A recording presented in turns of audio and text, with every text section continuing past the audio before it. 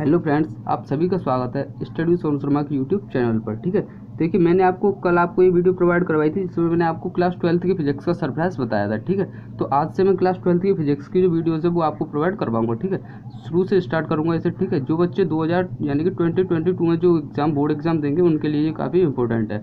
देखिए, सिलेबस तो reduce last time तो हो गया था, लेकिन इस बार ये सिलेबस रिड्यूस नहीं हुआ है। ठीक है, तो एनसीईआरटी में जो सिलेबस दे रखा है उसे मैं आपको बता देता हूँ। ठीक है, तो देखिए जो सिलेबस है उसकी आज को मैं आपको बता देता हूँ।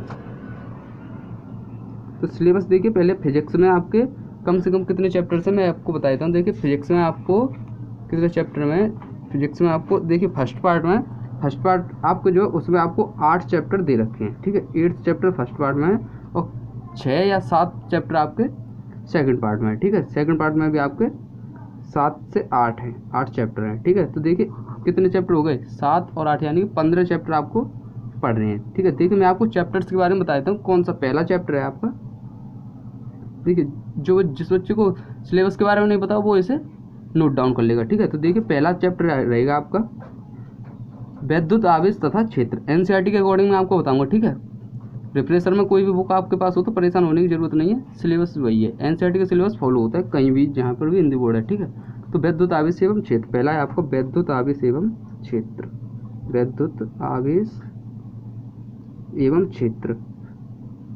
देखिए वैद्युत आवेश एवं क्षेत्र पहला चैप्टर आपका ये रहेगा। ठीक है, अब देखिए इसके अंदर आपको पढ़ना क्या है, एनसीईआरटी में दे रखा है।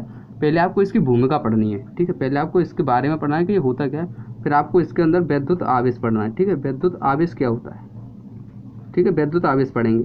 फिर दूसरे पे इस चैप्टर के अंदर पढ़ना क्या है मैं वो बता रहा हूँ। ठीक है, दूसरे पे आपको चालक तथा विद्युत रोधी पढ़ना है। ठीक है, क्या है, चालक तथा विद्युत रोधी, विद्युत रोधी ये क्या होता है, ये सभी मैं आपको बताऊंगा। कंटिन्यू जो बच्चा मेरे साथ जुड़ेगा वो उसको काफ़ी अच्छे से फिजिक्स क्लियर होगी। ठीक है, अच्छा ये देखिए तीसरा है आपका प्रेरण द्वारा आवेशन, यानी कि किसी भी आवेशन। ठीक है, किसी वस्तु को कितने प्रकार से हम आवेशित कर सकते हैं। ठीक है, तो पहले फिर तीसरा टॉपिक आपका रहेगा आवेशन। किसी वस्तु को हम, ये तो आपको मैं पीछे बताऊंगा कि 3 टाइप से किसी वस्तु को हम चार्ज कर सकते हैं। ठीक है, तो वो तो आपको पीछे बता दूंगा। तो आपको आवेशन पढ़ना है, वैद्युत आवेश के बारे में पढ़ना है, चालक तथा विद्युत रोधी के बारे में पढ़ना है। ठीक है, और आपको फिर पढ़ना है वैद्युत आवेश के गुण पढ़ना है। ठीक है, आवेश के गुण पढ़ना है। ठीक है, कि आवेश के क्या क्या गुण होते हैं। ठीक है, फिर आपका आ जाएगा कूलम का नियम, ये आपका इंपॉर्टेंट है, इसी चैप्टर के अंतर्गत आएगा ये कूलम का नियम। ठीक है, कूलम का नियम आपको पढ़ना है। ठीक है, फिर आपको पढ़ना है बहुल आवेशों के बीच बल। कुछ भी सिलेबस इस बार रिड्यूस नहीं होगा, इस बात को आप बिल्कुल भी भूल जाइए।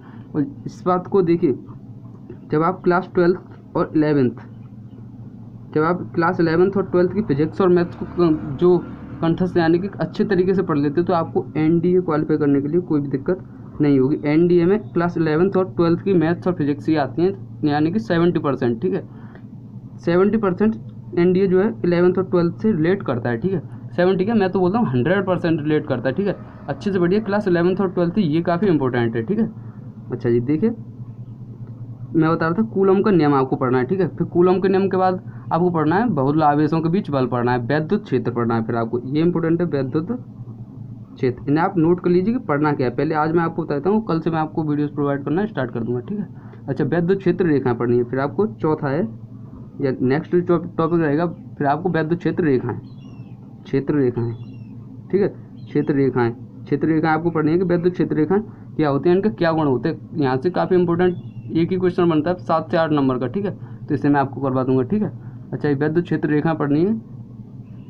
वैद्युत क्षेत्र रेखाओं के बाद आपको पढ़ना है वैद्युत फ्लक्स,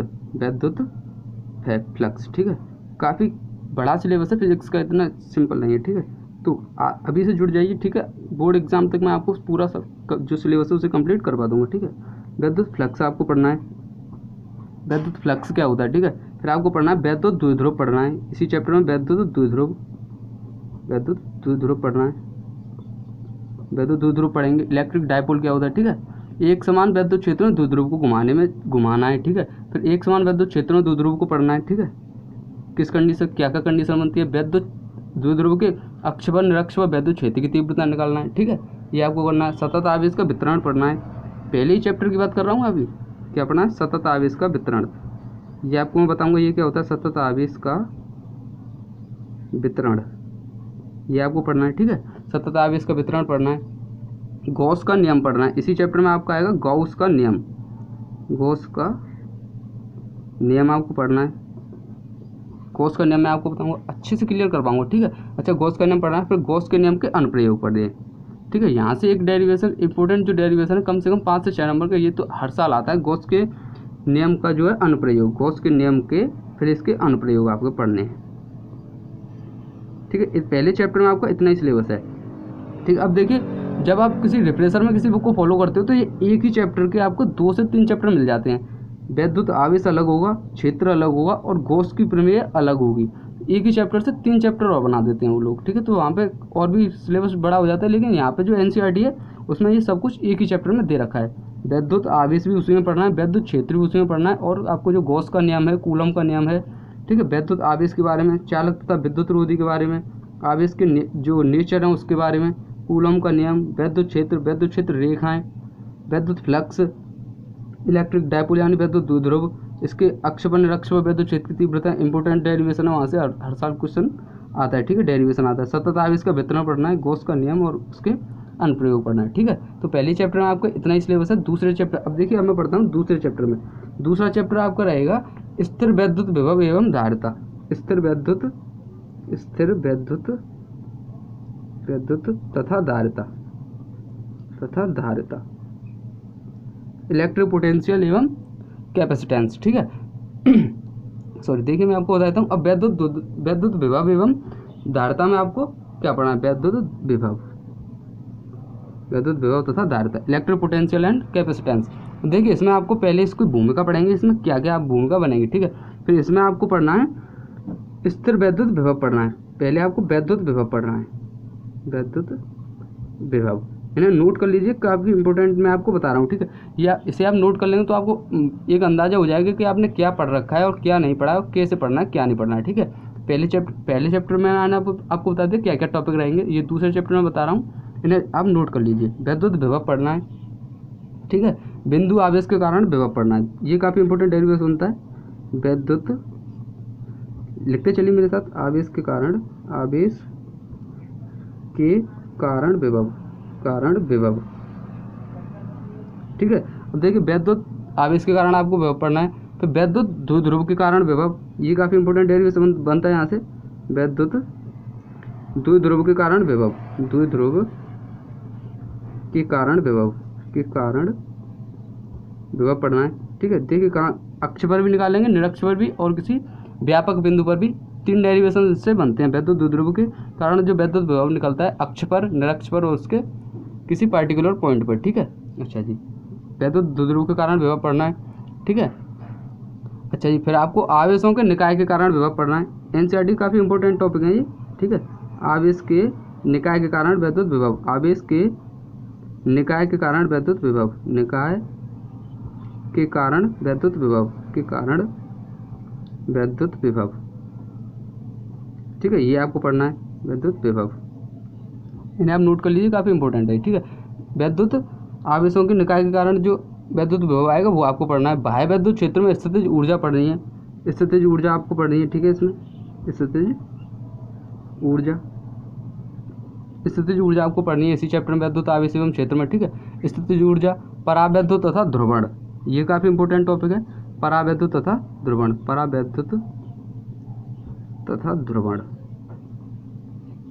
ध्रुवण, ठीक है। अब देखिए जो न्यूमेरिकल से इससे जो फिजिक्स से बनते हैं उसे मैं NCERT को तो आपको सॉल्व करवाऊंगा, ठीक है। और एक चैप्टर से कम से कम 100 प्लस न्यूमेरिकल्स में आपको, अदर जो बुक है मेरे पास काफ़ी बुक्स हैं उनसे आपको सॉल्व करवाऊंगा जो न्यूमेरिकल्स हैं, ठीक है।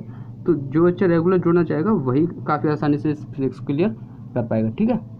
अच्छा जी, स्थितिज ऊर्जा पढ़नी है, परावैद्युत तथा ध्रुवण पढ़ना है, ठीक है। संधारित्र एवं धारिता पढ़नी है, संधारित्र और धारिता पढ़नी है, ठीक है। कैपेसिटर और कैपेसिटेंस आपको पढ़ना है।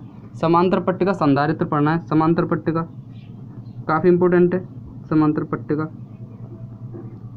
ठीक है। समांतर पट्टिका आपको पढ़ना है, समांतर पट्टिका के कारण जो संधारित्र बनता है उसे आपको पढ़ना है, ठीक है। धारिता तथा परावैद्युत पर प्रभाव, धारिता का या परावैद्युत का धारिता पर क्या प्रभाव पड़ता है, परावैद्युत का धारिता पर प्रभाव, परावैद्युत का धारिता पर प्रभाव, ठीक है, ये आपको पढ़ना है, धारिता पर प्रभाव, ठीक है।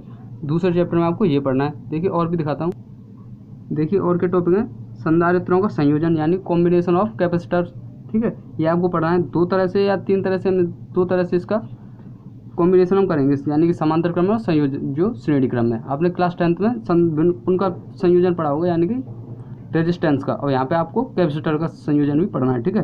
और संधारित्र में संचित ऊर्जा आपको पढ़नी है कि किसी भी संधारित्र में कितनी ऊर्जा संचित हुई है। और फिर लास्ट टॉपिक आपका रहेगा इस चैप्टर का वान डे ग्राफ जनित्र, ये काफ़ी इंपॉर्टेंट है, किसी साल ये क्वेश्चन आ जाता है, 5 से 6 नंबर का आता है, ठीक है, वान डे ग्राफ जनित्र, ठीक है। तो ये आपको पढ़ना है, स्क्रीनशॉट ले लीजिए। टॉपिक ये है आपका दूसरा चैप्टर है स्थिर वैद्युत विभव एवं धारिता का, ठीक है। एनसीईआरटी का जो सिलेबस है ये मैंने आपको डिस्कस किया है, स्क्रीनशॉट ले लीजिए और यहाँ पे नोट कर लिया, तो फिर इससे तो कुछ अच्छी बात है ही नहीं, ठीक है। देखिए तीसरे चैप्टर की तरफ बढ़ते हैं। देखिए मैं आपको बुक में बता देता हूँ, तीसरा चैप्टर आपका रहेगा विद्युत धारा यानी कि इलेक्ट्रिक करंट। देखिए इसमें आपको भूमिका रहेगी, विद्युत धारा पढ़ना है, यानी कि विद्युत धारा क्या होती है इसके बारे में आपको पढ़ना है।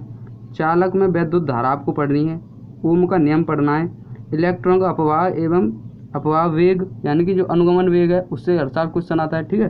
प्रतिरोधकता का उद्गम ये आपको पढ़ना है, ठीक है। ओम के नियम की सीमाएं आपको पढ़नी है, विभिन्न पदार्थों की प्रतिरोधकता की तापमान निर्भरता, ठीक है, विद्युत ऊर्जा और शक्ति आपको पढ़नी है।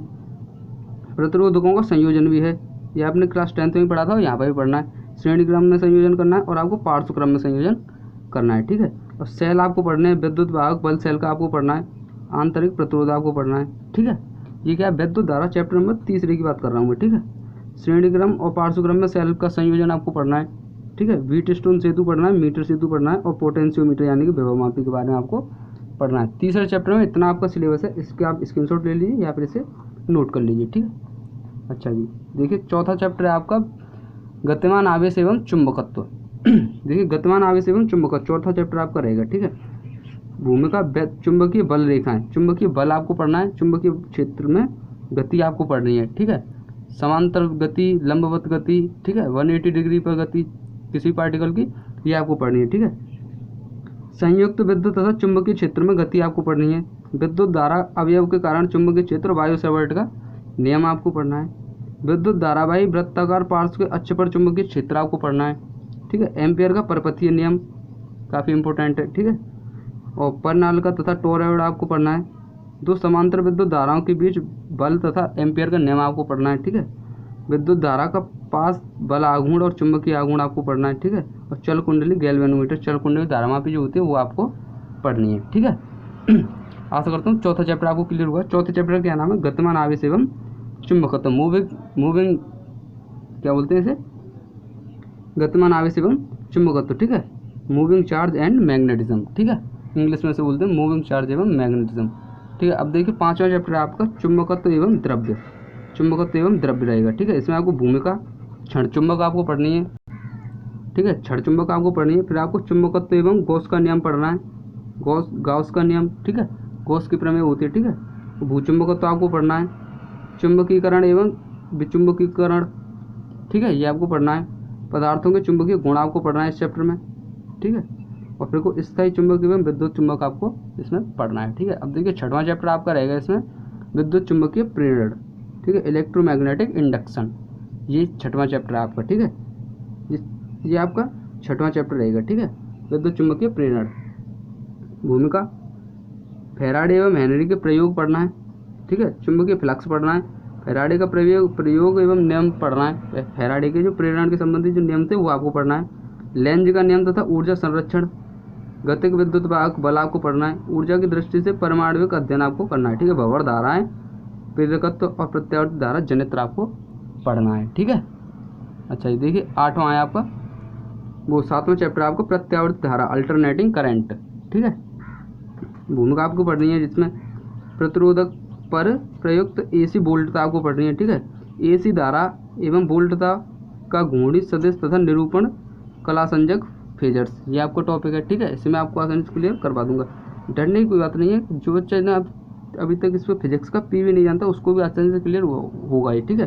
बिल्कुल 0 लेवल से स्टार्ट कर रहा हूँ, जो बच्चा जुड़ना चाहे वो जुड़ सकता है, ठीक है, 2022 के लिए टारगेट करेंगे। ठीक है, जब तक आपको बोर्ड एग्जाम से कम 3 महीने या 2 महीने पहले ही मैं आपको सिलेबस पूरा करवा दूंगा, फिजिक्स का भी और मैथ्स का भी। ठीक है, अच्छा जी, नेक्स्ट टॉपिक आपका प्रेरक पर प्रयुक्त एसी वोल्टता। ठीक है, संधारित्र पर प्रयुक्त एसी वोल्टता पढ़नी है। ठीक है, इसमें प्रत्यावर्ती धारा अल्टरनेटिव करंट में। ठीक है, श्रेणीबद्ध एलसीआर परपथ पर प्रयुक्त एसी वोल्टता, एसी परपथ में शक्ति यानी कि शक्ति गुणांक, एलसी दोलन और ट्रांसफार्मर, काफ़ी इंपॉर्टेंट है ट्रांसफार्मर। ठीक है, ये आपका प्रैक्टिकल में भी आता है। अच्छा जी, अब देखिए 8वां आपका चैप्टर है विद्युत चुंबकीय तरंगें। ठीक है, विद्युत चुंबकीय तरंगें यानी कि इलेक्ट्रोमैग्नेटिक वेव्स आपको पढ़नी है। इसमें भूमिका रहेगी विस्थापन धारा, काफ़ी ज़्यादा बड़ा चैप्टर नहीं है। विद्युत चुंबकीय तरंग, विद्युत चुंबकीय स्पेक्ट्रम, ये आपको पढ़ना है विद्युत चुंबकीय तरंगों में। ठीक है, आशा करता हूँ आपको फर्स्ट पार्ट का, ये आपका फर्स्ट पार्ट था। फर्स्ट पार्ट फिजिक्स में आपके 2 पार्ट हैं। पहला पार्ट का जो सिलेबस है मैंने आपको बता दिया है। फर्स्ट पार्ट को पहले स्टार्ट कर रहा हूँ, जब सेकंड पार्ट को स्टार्ट करेंगे तो उसका सिलेबस में डिस्कस कर लेंगे। ठीक है, तो चलिए फिर कल से वीडियो को मैं आपको प्रोवाइड करना स्टार्ट कर दूंगा। नोट्स जो है मेरे पास देखिए टाइप नोट्स भी हैं। ठीक है, टाइप नोट्स भी आपको प्रोवाइड करवाऊंगा, और जो हैंड रिटन जो मैंने नोट्स तैयार किए हैं इसके, वो भी मैं आपको प्रोवाइड करवाता रहूँगा। इसके लिए आप मुझे study with Sonu Sharma Telegram पर फॉलो ज्वाइन कर लीजिए, स्टडी विद सोनू शर्मा, वहाँ पे आप टाइप करोगे तो आपको मिल जाऊँगा। ठीक है, और इस चैनल को भी आप सब्सक्राइब कर लेना। ठीक है, तो कल से आपके लिए मैं क्लास स्टार्ट कर दूँगा। ठीक है, चलिए चलते हैं फिर आज।